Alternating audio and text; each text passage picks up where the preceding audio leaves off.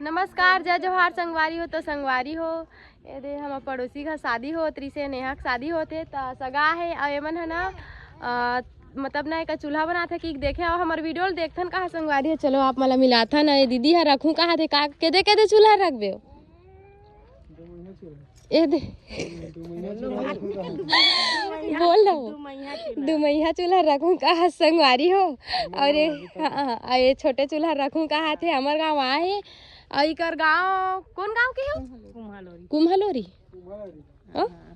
कुम्हलोरी ना तो कुम्हलोरी खरो कहा संगवारी हो बहुत दूर है कहा था हमारे गाँव ले।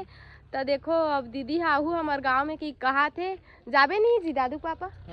हाँ और भैया ए भैया मन गमला लेके बर आए स्कूल के लड़का हा लेगी कहा ना स्कूल में तुहा घर के की कर घर के हाँ ई कर कस ही के तो एक गमला लेगा संगवारी हो स्कूल में लेगी। तो ठीक है संगवारी हो मिलथन आप मन ला नेक्स्ट वीडियो में।